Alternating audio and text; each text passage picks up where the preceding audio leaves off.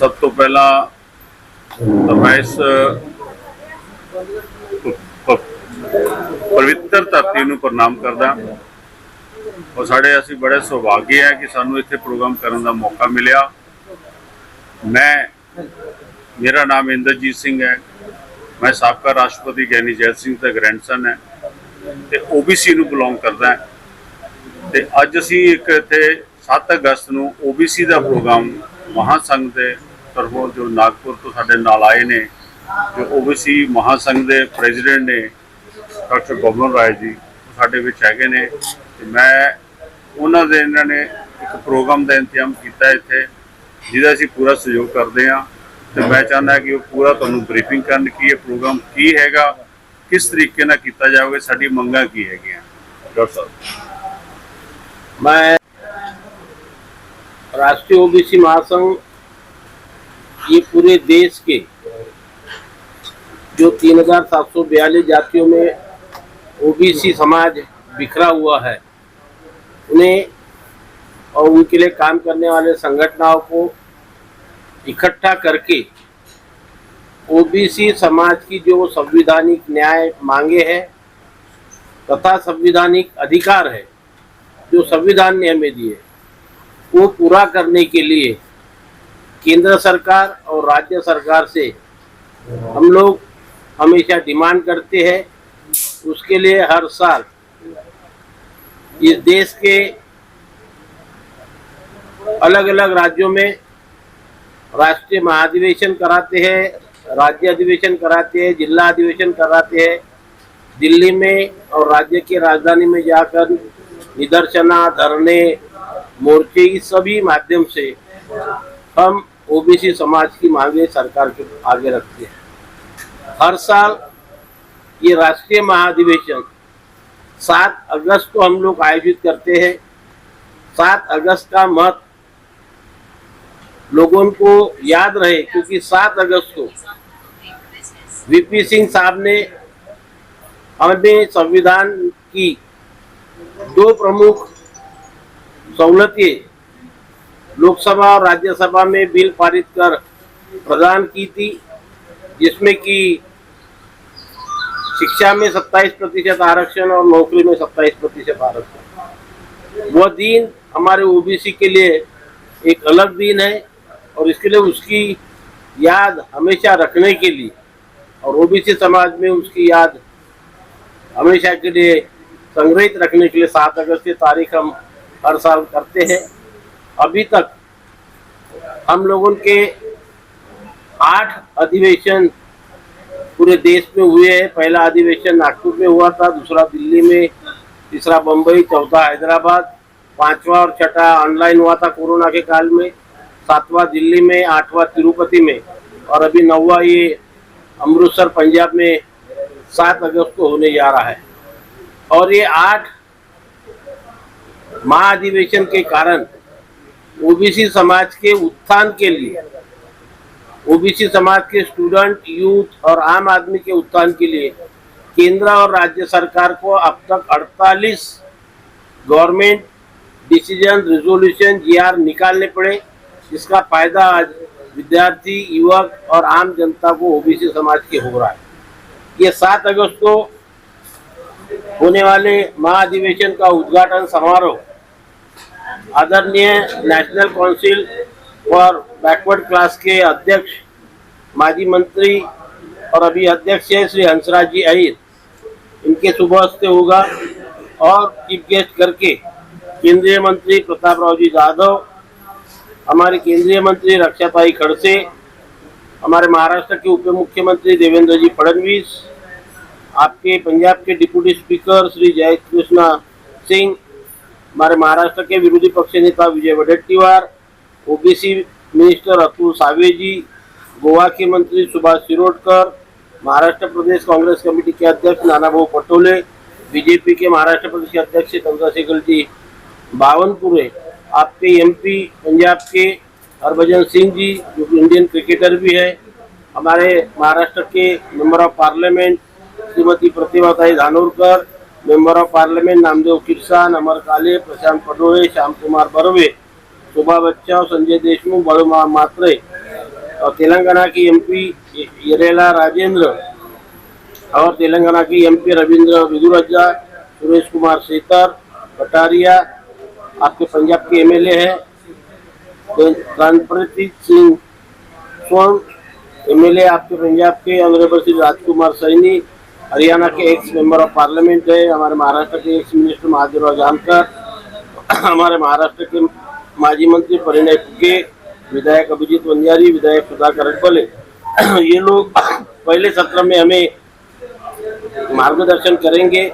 Welcome address हमारे इंद्रजीत सिंह जी करेंगे, concept of convention में प्रेसिडेंशियल एड्रेस हमारे अशोक जी। सेकंड सत्र हमारा 3 से 5 तक रहेगा, जिसमें तेलंगाना के श्रीनिवास गौड़ डिसाइड करेंगे और आपके पंजाब के और इतर राज्यों के मंत्री जो इसमें हमें मार्गदर्शन करने वाले हैं। इस अधिवेशन में जो 29 रिजोल्यूशन हम लोग पास करवाने जा रहे हैं, जिसमें कि पहला रिजोल्यूशन हमारा है कि पूरे देश में ओबीसी समाज की कास्ट बेस सेंसस होनी चाहिए, जो 2016 से हम कंटिन्यू इसके पीछे लगे हुए हैं। आज अपने देश के सारे अपोजिशन लीडर इसकी डिमांड कर रहे हैं, तो रूलिंग पार्टी जल्दी से जल्द हमारी कास्ट न्याय जनगणना करे, ये हमारी पहली मांग है। दूसरी मांग की सारे देश में जो लोकल बॉडीज में हमें 27% रिजर्वेशन मिलता था, वो सुप्रीम कोर्ट ने कम किया है, वो पूर्ववत करने के लिए कॉन्स्टिट्यूशन में अमेंडमेंट करके हमें फिर से 27% देना चाहिए। हम लोग देश में 60% है, लेकिन हमारे लिए सेपरेट मिनिस्ट्री नहीं है। हमसे रेवेन्यू लेते हैं, लेकिन वो ओबीसी समाज के उत्थान के लिए खर्च नहीं करते, और इसका प्रॉपर अलोकेशन ऑफ फंड होने के लिए सेपरेट ओबीसी मिनिस्ट्री सेंट्रल में होना चाहिए, ये हमारी मांग है। हमारे केंद्र सरकार और राज्य सरकार में सारे ओबीसी और एससी एसटी भाई हमारे एम्प्लॉय है, ओल्ड पेंशन स्कीम उन्हें लागू करनी चाहिए। 50% का सीलिंग लगा है, वो सीलिंग हटानी चाहिए।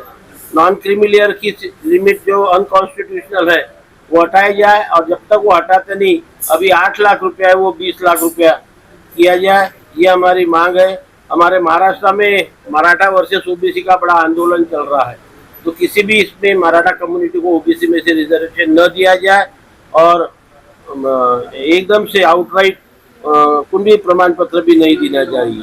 देन प्रमोशन में ओबीसी को आरक्षण होना चाहिए। देन हर एक तालुका लेवल, डिस्ट्रिक्ट लेवल पे ओबीसी बॉयज एंड गर्ल्स के लिए हॉस्टल होना चाहिए। लच्छीपन कमीशन, मंडल कमीशन, स्वामीनाथन कमीशन की सारी मांगे, सारे रिकमेंडेशन जल्द से जल्द पूरी करना चाहिए। विधानसभा लोकसभा में हमें रिजर्वेशन मिलना चाहिए।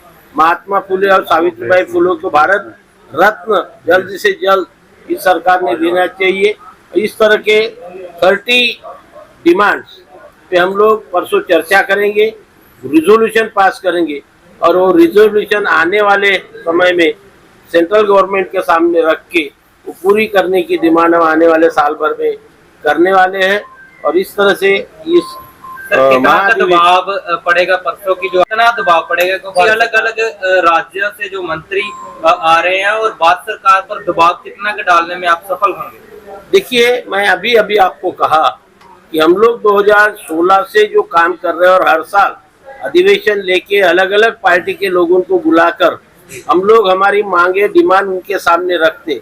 इस बहाने से विधानसभा में, लोकसभा में हमारे मांगों की चर्चा हो रही है, और धीरे धीरे एक एक करके पूरी हो रही है। इसीलिए आज तक हम लोग 48 गवर्नमेंट जीआर निकाल पाए 2016 के बाद। अभी जो सारे अपोजिशन पार्टी सेंसस का डिमांड कर रही है, 50% सीलिंग हटाने की बात कर रही है, ओबीसी मंत्रालय की बात करी, ये हम लोग बार बार रखे, तब उनको उनके एजेंडा पे लेना पड़ा।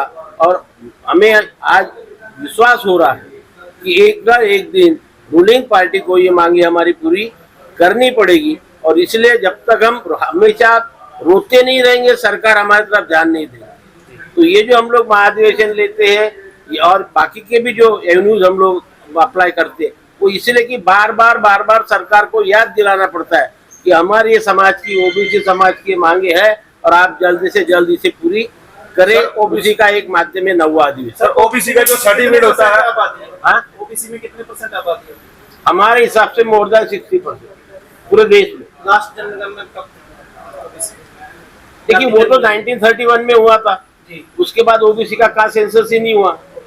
2011 में कांग्रेस गवर्नमेंट ने इकोनॉमिकल सोशल सर्वे किया था, लेकिन उसकी आंकड़ेवारी डिक्लेयर नहीं की, उसके फिगर ही डिक्लेयर नहीं किए ना, तो उसका मीनिंग क्या हुआ? और इसलिए बार बार हम लोग जब भी हमारा हक मांगने के लिए हाई कोर्ट या सुप्रीम कोर्ट जाते हैं, तो हाई कोर्ट या सुप्रीम कोर्ट क्या बोलती है, इनका सेंसस क्या है, इतना का पॉपुलेशन क्या है। आज एग्जाम्पल पे एक ही स्टेट ने सर्वे कराया, बिहार ने, वहाँ पे हम लोग 62-63% निकले। तो हर स्टेट में ओबीसी की सेंसस पॉपुलेशन मोर देन 60%। कितनी बिरादरी आती है, कितनी? पूरे देश में 3742 कास्ट पूरे देश में, और हर स्टेट में उसका फिगर अलग अलग। जैसे हमारे महाराष्ट्र की अगर आप बात पकड़े तो महाराष्ट्र में 400 कास्ट इन ओबीसी कैटेगरी, पंजाब में 60-70 कास्ट पंजाब में, हर स्टेट में उसका अलग अलग फिगर है। लेकिन इनऑल अगर हमने इंडिया की बात की तो 3742 है। सर जो ओबीसी का सर्टिफिकेट होता है उसका सर क्या वैल्यू है? जो ओबीसी का सर्टिफिकेट है उसको जो भी बनाता है उसको साल 2 साल रिन्यू करना पड़ता है, जबकि एससी का एक बार बन जाए बच्चे का तो सारी उम्र चलता है। ओबीसी का अगर बनाओगे तो 2 साल फिर उसको जाकर बात सुनिए, वैसा नहीं। ओबीसी में जो कास्ट सर्टिफिकेट बनता है वो परमानेंट होता है, नॉन क्रीमिलियर का जो सर्टिफिकेट बनता है उसको रिन्यू करना पड़ता है। सर जो सर्टिफिकेट के ऊपर लिखा, मैं प्रूफ दे, सर्टिफिकेट ऊपर लिखा है वैलिड अप टू 1 ईयर, उसका ऊपर लिखा होता है वो वैलिडिटी नहीं, सॉरी, वो नॉन क्रीमिलियर सर्टिफिकेट एक वो नॉन क्रीमिलियर सर्टिफिकेट है। कास्ट सर्टिफिकेट और वैलिडिटी परमानेंट होती है। नॉन क्रीमिलियर इसलिए किया हर 3 साल के बाद है कि एवरेज 3 साल का एवरेज इनकम आपका 8 लाख रुपया से कम होना चाहिए। वो लास्ट 3 साल, लास्ट 3 ईयर। अब अगर इस साल हमने निकाल ली वो 3 साल तक वैलिड रहेगा, फिर 3 साल के बाद बताना पड़ता आपको कि अभी भी मेरा प्रीसीडिंग 3 इयर्स का इनकम बिलो 8 लाख है। अगर आगे के 2 साल में इनकम बढ़ गया तो आपका वो नहीं मिलेगा ना। विरोधी धਿਰ नेता राहुल गांधी की ओर से भी ओबीसी की बात उठाई गई थी। क्या लगता है कि अगर विरोधी धਿਰ के नेता राहुल गांधी इस मुद्दे को जोरों से उठाए और ये मुद्दा चर्चा का विषय बने तो ओबीसी की मांगे पूरी हो सकती है? बिल्कुल, डेफिनेटली। देखिए वो जिस कॉन्फिडेंस के साथ बोल रहे हैं कि हम सेंसस करा के रहेंगे, सिर्फ डिमांड नहीं कर रहे, क्योंकि अभी जब संवैधानिक पद उनको मिला है और उनके साथ साथ उनके अलायंस के जो बाकी के समाजवादी पार्टी के अखिलेश यादव जी है, टीएमसी के नेता है, सभी लोग अभी डिमांड कर रहे हैं।